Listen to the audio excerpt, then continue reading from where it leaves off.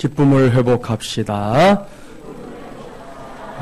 당신에겐 부를 이름이 있습니다. 할렐루야.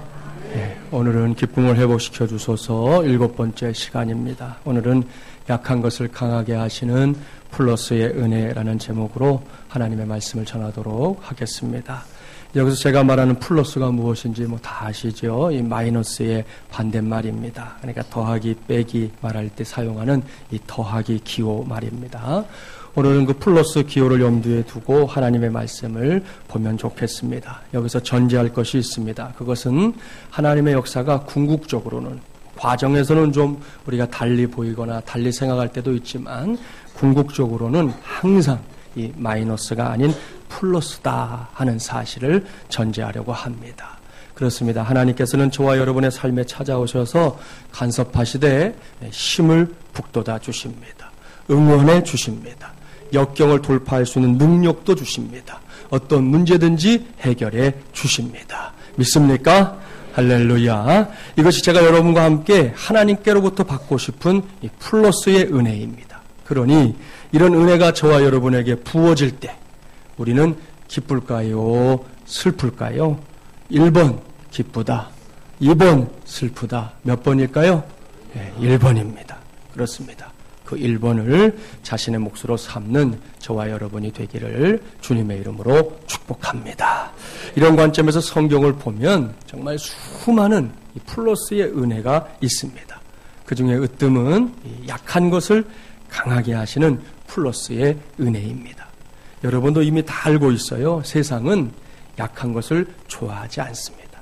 아니, 싫어합니다. 하찮게 여깁니다. 아주 무시하는 게 다반사입니다.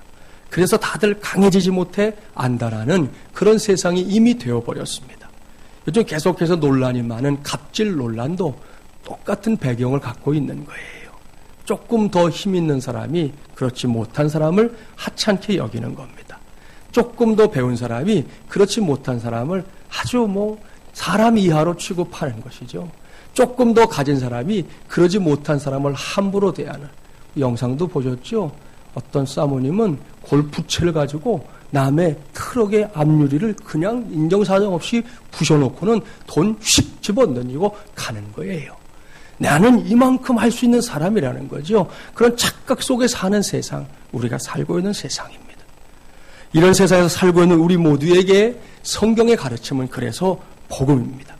하나님께서 세상의 논리와는 전혀 다른 하나님, 그러니까 약한 자들을 들어 강한 자를 부끄럽게 하시는 하나님이다 라고 성경은 명백하게 밝히고 있기 때문입니다. 성경 한 곳 찾아볼까요? 고린도전서 1장으로 가보겠습니다. 27절부터 29절 말씀, 신약 264쪽. 이런 말씀은 우리가 마음판에 딱 새기고 있어야 돼요. 그래야 세상을 향해서 우리가 당당해질 수 있거든요. 고린도전서 1장 27절부터 29절까지의 말씀, 신약 264쪽. 함께 봉독해 볼까요?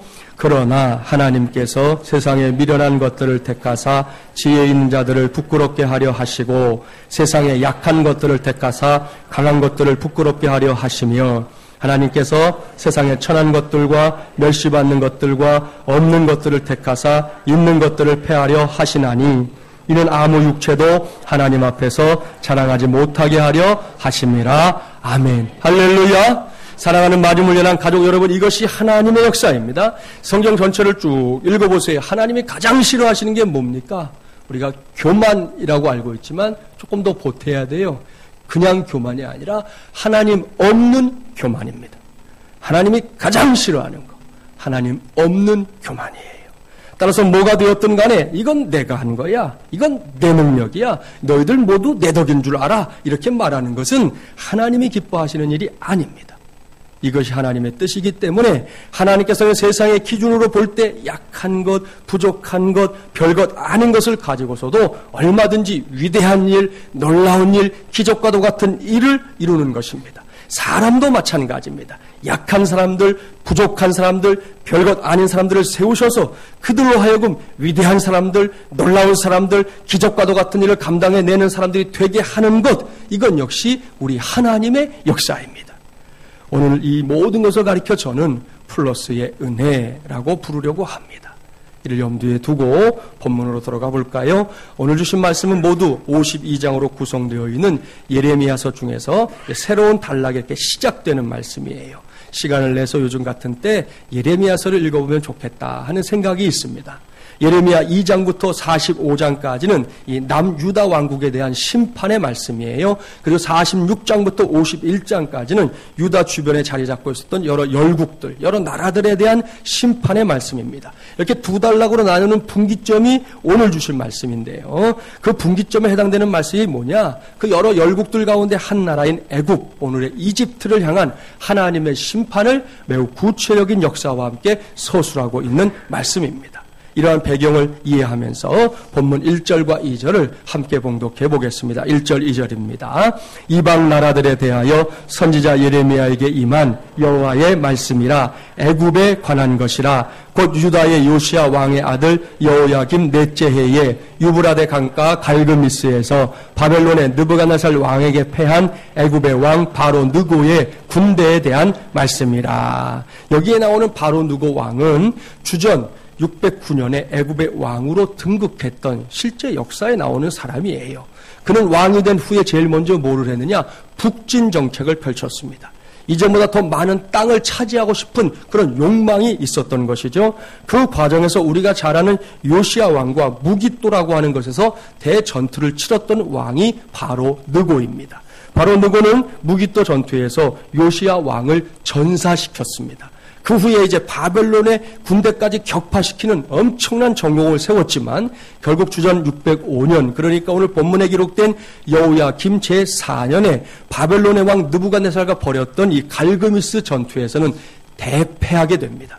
이 전투에서 패전한 이후에 애굽은 멸망의 길에 접어들게 되는데요. 시간 관계상 다 봉독하지 못한 3절 이하의 말씀은 그러한 상황에 놓이게 된 애굽의 현실을 적나라하게 기록하고 있는 말씀입니다. 그렇다면 여기서 우리가 먼저 만나게 되는 하나님, 어떤 하나님이냐 하는 거예요. 약한 것을 강하게 하시는 플러스의 은혜라는 제목으로 말씀을 나누는 이 시간에 우리에게 그런 은혜를 주기를 기뻐하시는 하나님, 어떤 하나님일까요? 이 질문에 대한 해답이 오늘 말씀을 보면 어렵지가 않습니다. 잘 들으십시오. 하나님은, 저와 여러분이 오늘도 아버지로 고백하며 섬기는 그 하나님은 다름 아닌 이 온 세상 역사의 주인이 되십니다. 당시의 역사를 기술하고 있는 예레미야 선지자가 그와 같은 사실을 우리에게 지금 가르쳐주고 있는 거예요. 그렇습니다. 하나님께서 이 세상의 역사를 주관하는 것은 물론이고 오늘도 우리 안에서 세심하게 섭리하고 있다는 사실을 확실히 믿는 믿음, 이 믿음이 오늘 우리 모두에게 너무나 절실하게 요구됩니다. 우리가 사는 세상을 들여다보세요. 어떻게든 하나님께서 이 역사의 주관자라는 사실을 거부하려고 하는 몸짓들이 곳곳에서 일어나고 있습니다. 하지만 그렇다고 해서 하나님께서 존재하지 않는다거나 사람들이 말하는 있고 없음에 따라서 하나님의 있고 없음이 결정되는 것은 결코 아닙니다. 단지 그렇게 생각하고 싶어하는 사람들이 있을 뿐인 것이죠. 지금은 러시아라는 이름으로 불리지만 한때 이 소련이라고 불렸던 나라 아시죠? 이 러시아를 중심으로 인근의 몇몇 나라들이 연합해서 세웠던 나라, 그래서 소비에트 연방이라고 해서 소련이라고 불렸던 그 나라 말입니다. 그 구소련 시절에 실제로 있었던 일이에요. 구소련은 공산주의를, 사회주의를 신봉하는 나라였지요. 따라서 기독교 신앙을 말살하려고 하는 수많은 시도들이 있었습니다. 지금 뭐 북한에서도 그렇고 중국도 마찬가지입니다. 그 시절에 군대에서는 신병들에게 신이 없다는 것을 강조하는 무신론 교육을 매우 강력하게 실시했습니다. 그때 한 장교가 나와가지고 사병들을 앉혀놓은 자리에서 손가락으로 하늘을 가리키며 말합니다. 제군들, 저기 하늘을 봐라. 신이 있나 없나? 신병들이 일제히 신이 안 보입니다 라고 대답했습니다. 그러자 장교가 말합니다. 그렇다. 안 보이니까 신은 없다. 알겠나? 그렇게 크게 소리를 쳤는데 그때였어요. 신앙을 갖고 있었던 한 사병이 벌떡 일어나서 손가락으로 이번엔 그 장교의 머리를 가리키면서 신병들이 큰 소리로 물었어요. 여러분, 장교님의 머릿속이 보입니까? 안 보입니까? 신병들이 대답했어요. 안 보입니다. 그랬더니 사병이 대답했습니다. 그렇습니다. 그렇기 때문에 우리 장교님은 골빈 장교님입니다. 그렇게 대답을 했어요. 이 일로 이 사병은 큰 곤욕을 치렀습니다. 하지만 이 친구가 무엇을 말하고 싶어 했는지는 알 수 있지 않습니까? 오늘 이 시간에 꼭 기억하십시오. 우리가 믿는 하나님, 기꺼이 저와 여러분의 아버지가 되시는 하나님께서는 살아계신 하나님입니다. 그리고 우리가 살아가고 있는 이 세상을 통치하시고 다스리시고 섭리하시는 역사의 주인인 것을 믿습니다. 이러한 사실을 확고부동하게 믿는 것, 그것이 바로 약한 것을 강하게 하는 플러스의 은혜를 나의 것, 우리의 것으로 누리게 되는 믿음의 초석입니다. 그리고 그 믿음이 우리 안에서 기쁨을 회복시키는 원동력이 되는 줄 믿습니다. 오늘 주신 말씀에 따르면 남유다 왕국이야말로 그 나라의 백성들이야말로 하나님께서 역사의 주인이라는 사실을 확실하게 믿었어야 했습니다. 주변에 자리 잡고 있었던 열국들의 난립과 충돌 그리고 전쟁과 침략의 역사 속에서 하나님의 백성인 이스라엘은 상대적으로 매우 미약해 보이기 때문입니다. 오늘 주신 말씀으로부터 시작해서 예레미야서를 쭉 끝까지 읽어보세요. 이스라엘은 사방에서 막 밀어붙이는 대적들의 틈바구니 속에서 옴짝달싹 못하는 참으로 가련하기 짝이 없는 민족으로 보여집니다. 스스로의 힘만으로는 그 악의다툼 속에서 살아간다고 하는 것 자체가 무척이나 힘겹게 여겨지는 그런 상황입니다. 그야말로 약하디 약한 이스라엘 백성들의 모습을 적나라하게 볼 수 있다는 거예요. 그런데요, 여기에 놀랍고 신기한 일이 하나 있습니다. 그것은 그렇게 생존하는 것조차 불투명하게 보였던 그 상황 속에서도 이스라엘 백성들이 끝까지 살아남았다는 사실입니다. 이것은 단지 성경의 기록에 그치는 얘기가 아니에요. 세계사를 통해 그 땅을 들여다보십시오. 지나간 역사 속에서 수많은 나라들이 세워졌다가 사라져버리는 일들이 수도 없이 반복되었던 땅이 바로 지금의 이스라엘이 있는 그 땅입니다. 아주 작고 작은 나라로부터 시작해서 제국, 아수르 제국, 바벨론 제국이라고 불린 만큼 큰 나라에 이르기까지 많은 나라들이 그 땅에서 시작됐습니다. 그런데 지금 그 나라들은 어디 갔습니까? 온데간데 없습니다. 하지만 이스라엘은 어떻습니까? 이스라엘 역시 작다면 작은 나라지요. 별 볼 일이 없을 것 같은 나라입니다. 하지만 이 나라는 아직도 지금 2015년 지금도 남아있습니다. 그저 남아있는 정도인가요? 아니요. 요즘은 전 세계를 이렇게 휘어잡고 있어요. 종종 너무 오만한 거 아닌가 하는 생각이 들 정도입니다. 그렇다면 어떻게 이런 일이 가능하냐? 첫 번째는 뭐니 해도 하나님의 사랑 때문입니다. 하나님의 사랑이 없이는 결코 있을 수 없는 일이 이스라엘 백성들 속에서 지금까지 이어지고 있다는 말씀이에요. 이 사랑은 아주 오랜 역사를 갖고 있습니다. 자, 신명기 7장 한번 가보시겠어요? 구약성경 272쪽. 신명기 7장 6절부터 8절까지의 말씀을 함께 봉독해 보려고 합니다. 자, 예레미야서에만 이 말씀이 있는 게 아니에요. 신명기 7장 6절부터 8절까지의 말씀을 우리 한번 봉독해 보겠습니다. 272쪽입니다. 함께 봉독해 볼까요? 너는 여호와 내 하나님의 성민이라. 내 하나님 여호와께서 지상 만민 중에서 너를 자기 기업의 백성으로 택하셨나니 여호와께서 너희를 기뻐하시고 너희를 택하심은 너희가 다른 민족보다 수요가 많기 때문이 아니니라. 너희는 오히려 모든 민족 중에 가장 적으니라.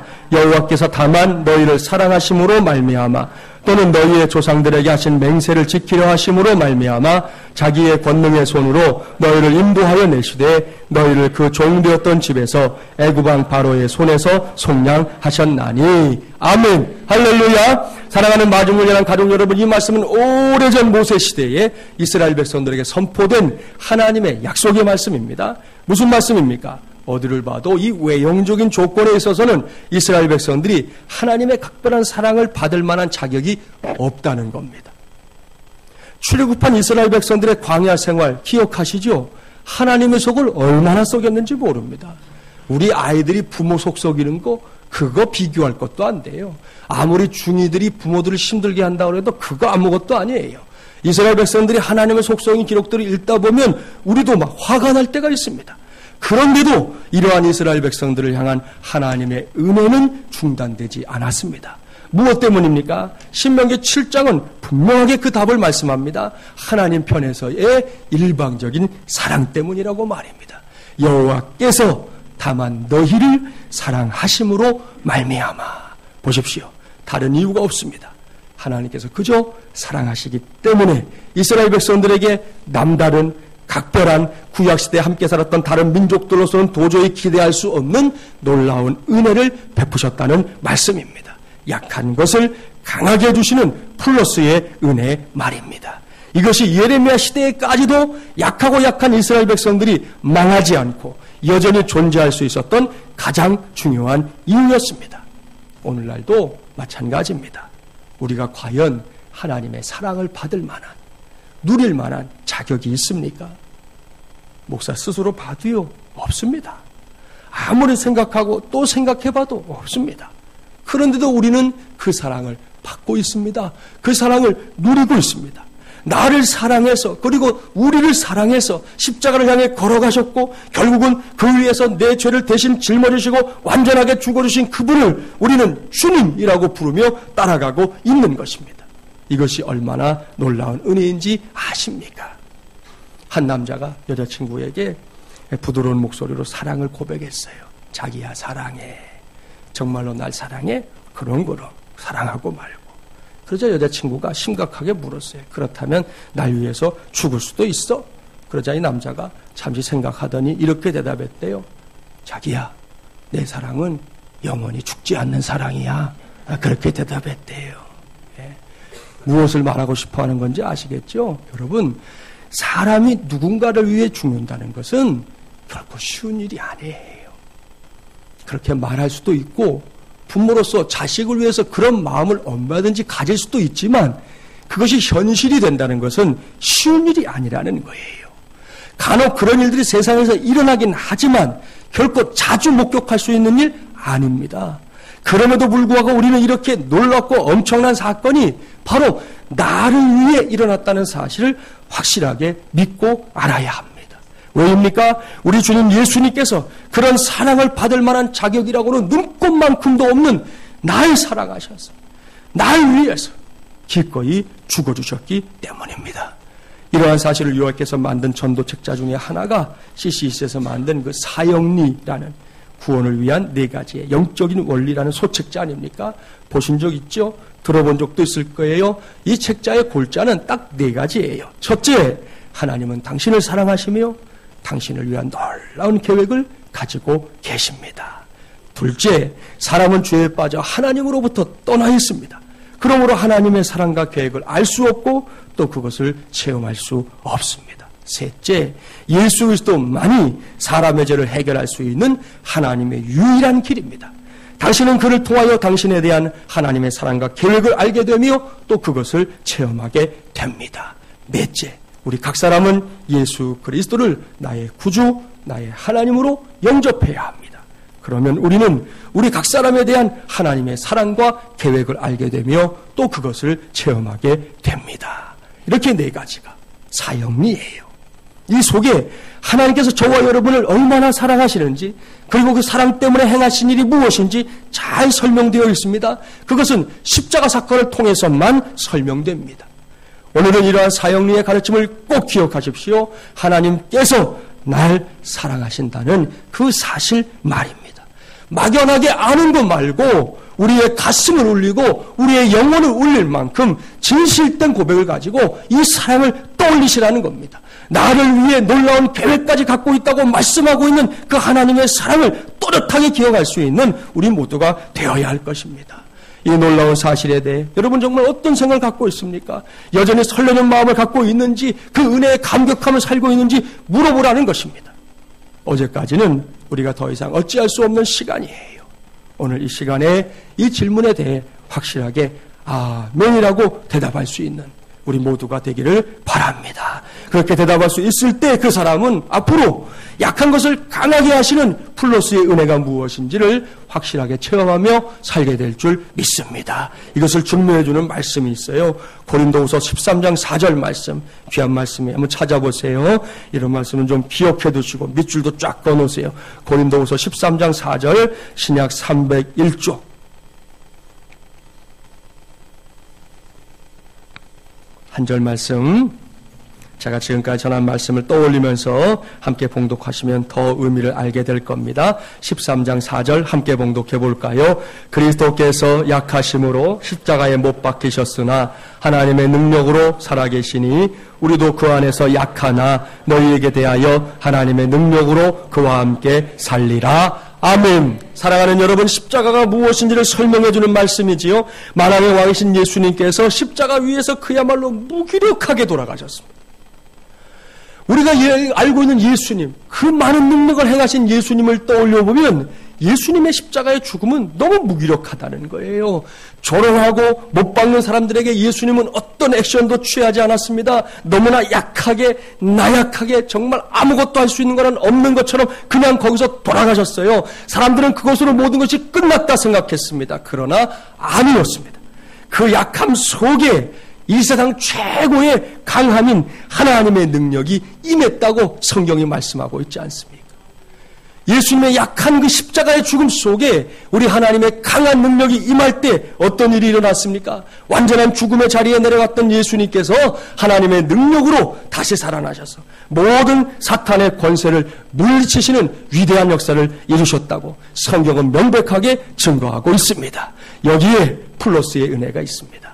예수 그리스도의 십자가와 부활의 사건 이후부터는 누구든지 이러한 사실을 아멘하며 믿으면 그 사람 역시 약한 것을 강하게 하시는 하나님의 플러스 은혜를 누릴 수 있는 길이 활짝 열리게 된 것입니다. 이를 명심하고 오늘 이후 저와 여러분 모두가 바로 그 플러스의 은혜의 주인공들로 이전보다 더 당당하게 세워지기를, 그래서 기쁨이 회복되는 은혜까지 체험하기를 주님의 이름으로 축복합니다. 두 번째로 이스라엘 백성들이 스스로의 힘만으로는 결코 생존할 수 없었던 상황 속에서 여전히 살아남을 수 있었던 이유가 있습니다. 그것은 그들과 동행하는 것을 가장 기뻐하셨던 하나님 자신 때문이었습니다. 오늘 본문 27절, 28절 함께 봉독해 볼게요. 27절, 28절입니다.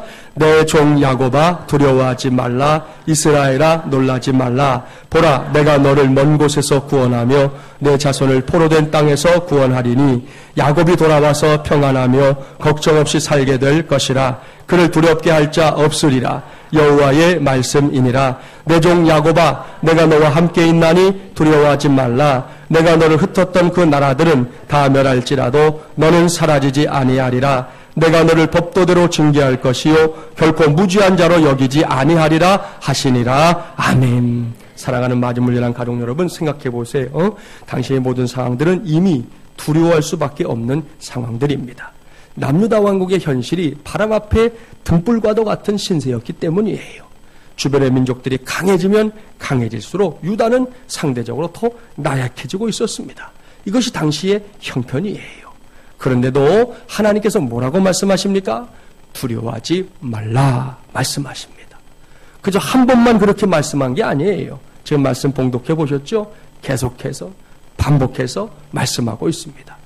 이 메시지 역시 하나님의 말씀인 성경에서는 매우 긴 역사를 가지고 있어요. 하나님께서 많은 믿음의 선배들에게 두려워하지 말 것을 명하셨기 때문입니다. 성경을 자세히 읽어보세요. 하나님께서 뭐라고 말씀하십니까? 사랑하는 자여, 이제 네가 나를 알았으니 이제부터는 두려워하지 않았으면 좋겠구나. 이제는 그만 겁먹는 게 어떻겠니? 염려도 걱정도 이제 좀 멈춰주면 안 될까? 난 네가 좀 그래줬으면 좋겠는데, 너무 좋겠는데, 이렇게 말씀하셨나요? 아닙니다, 여러분. 하나님께서는 한 번도 그렇게 우리에게 양해를 구하듯 혹은 부탁을 하듯 그렇게 말씀한 적이 없어요. 하나님은 언제나 명백하게 말씀하셨습니다. 너는 두려워 말라. 너는 염려하지 말라. 너는 겁먹지 말라. 너는 근심하지 말라. 그렇게 말씀하셨습니다. 매사에 명령하셨습니다. 명령의 의미가 뭔지 아시죠? 명령은 지켜야 한다는 전제를 갖고 있는 겁니다. 그리고 명령은 순종할 때 비로소 빛을 발하는 것이죠. 그럼에도 불구하고 우리가 인생을 살아가면서 두려워하지 않는다는 거 쉬운 일 아닙니다. 그렇다면 어떻게 해야 이런 삶을 살 수 있을까요? 해답부터 말씀드리면 그것은 믿음을 통해서만 가능합니다. 그렇다면 어떤 믿음이 필요하냐? 오늘 본문 27절, 28절에 답이 있으니까 눈을 뜨고 살펴보세요. 여기서 두려워하지 말라라는 말씀 다음으로 가장 많이 반복되고 있는 말씀이 무엇인지 아십니까? 그것은 내가 너를 혹은 내가 너와 라는 말씀입니다. 이것이 오늘 이 시간에 우리 모두가 가져야 할 믿음입니다. 이 시간에 우리 모두가 구하고 또 구해야 할 믿음이 그것인데요. 하나님이 이렇게 말씀하고 있는 것이죠. 내가 너를 지켜주리라. 내가 너와 함께하리라. 그러니 너는 두려워 말라, 겁먹지 말라, 근심하지 말라, 염려하지 말라 말씀하는 것입니다. 이러한 하나님의 음성을 듣는, 그리고 이러한 하나님의 음성에 믿음으로 반응하는 이 시간이 되기를 간절히 바랍니다. 그리할 때 우리 역시 이스라엘 백성들처럼 약한 것을 강하게 하시는 플러스의 은혜를 실감하며 살게 될 줄 믿습니다. 제가 여기서 우리 고개를 좀 끄덕이게 하는 글을 하나 읽어드리려고 그래요. 의미심장한 내용인데 한번 들어보세요. 어떤 사람이 하나님과 이렇게 인터뷰를 하는 꿈을 꾸었답니다. 아마도 꽤나 하나님이 보고 싶었던 모양이에요.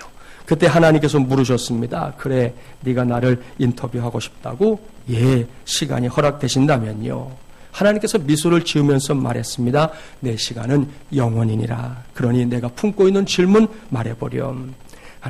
하나님께서 인간에게 가장 놀랍게 여기시는 점은 무엇인가요? 그때 하나님이 길게 대답하셨습니다. 어린 시절에 안달하며 서둘러 어른이 되려고 하는 것, 그리고 그 후에는 다시 어린애로 돌아가고 싶어 하는 것. 그런 거 있죠? 예. 아이들은 자꾸 어른이 되고 싶어 하는데 또 어르신들은 옛날 젊었을 때를 이렇게 또 떠올리잖아요. 그게 하나님 보실 때 참 의아하다 생각하는 거라는 거지요. 돈을 벌기 위해 건강을 해치고 나서는 잃어버린 건강을 되찾기 위해 번 돈을 다 써버리는 것. 미래에 대해 집착하느라 현재를 잊어버리고 결국 현재에도 미래에도 살지 못하는 것. 영원토록 죽지 않을 것처럼 살다가는 마침내 하루도 못 살아본 존재처럼 무의미하게 죽어가는 것. 여기까지 말씀하신 하나님께서 그 사람의 손을 잡으셨습니다. 그렇게 한동안 말이 없었답니다. 그래서 다시 이 사람이 여쭙습니다. 하나님, 저희들의 아버지로서 당신의 자녀들에게 줄 교훈은 어떤 것들이 있나요? 하나님께서 무거운 침묵을 깨고 다시 말씀하셨습니다. 억지로 너희를 사랑하게 만들 수는 없다.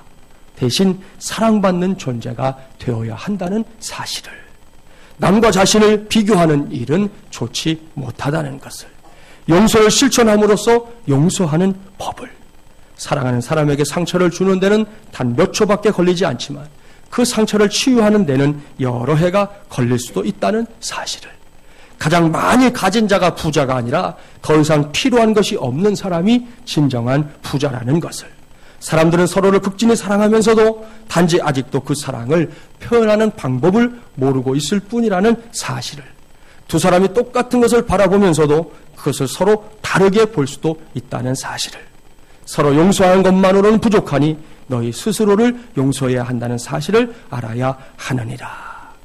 이 사람은 하나님의 가르침 하나하나가 마음에 와 닿았답니다. 마지막으로 이렇게 말했습니다. 시간 내주셔서 감사합니다. 하나님, 그 밖에 또 당신의 자녀들에게 들려주실 말씀은 없으신지요?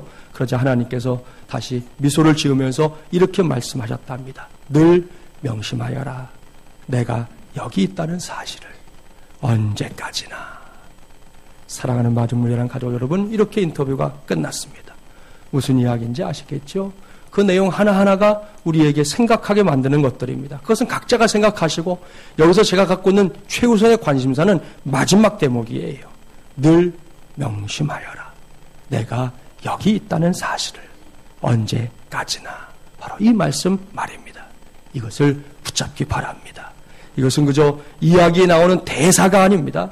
하나님의 말씀인 성경의 약속입니다. 마태복음 28장 예수님의 약속 떠올리십시오. 볼지어다 내가 세상 끝날까지 너희와 항상 함께 있을지어다 말씀하셨습니다. 그렇습니다. 여러분, 하나님의 약속이 그 약속을 우리에게 주고 있고요. 제가 개인적으로 매우 좋아해서 기도하는 중에 특별히 수술을 앞둔 환자들 만나면 제가 병원 가서 꼭 제 입술에 올리는 말씀이 있습니다. 여호수아 1장 9절. 내가 내게 명령한 것이 아니냐. 강하고 담대하라. 두려워하지 말며 놀라지 말라. 내가 어디로 가든지 내 하나님 여호와가 너와 함께 하느니라 하시니라. 할렐루야. 이 말씀 역시 아멘으로 받을 수 있는 저와 여러분이 되기를 바랍니다. 그렇습니다. 여기에 저와 여러분의 약한 것을 강하게 하시는 또 하나의 플러스의 은혜가 있습니다. 언제고 어디서고 저와 여러분이 홀로 남아있는 인생을 선택한다면 우리 모두는 결코 강해질 수 없습니다.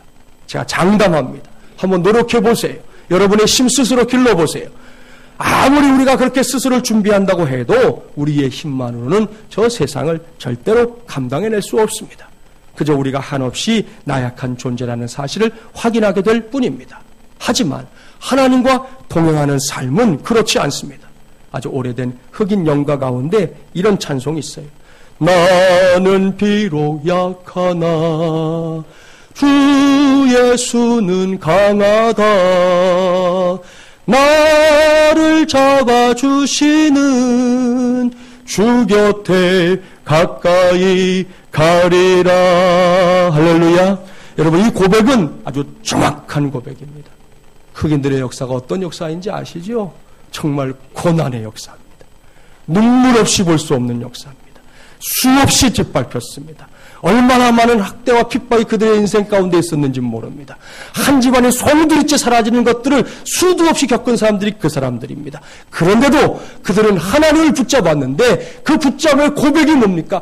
나는 약하지만 주님은 강하시다는 거였습니다. 우리는 한없이 보잘것없는 존재들이지만 우리 주님은 전능하신 분이라는 고백이었습니다.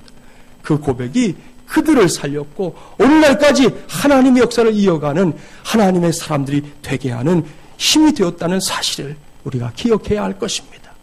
이 고백을 어느 날 아침 눈을 딱 뜨는데 하게 됐어요. 그래서 이번 특세 우리 주제를 이 찬송의 제목으로 정하게 된 것입니다.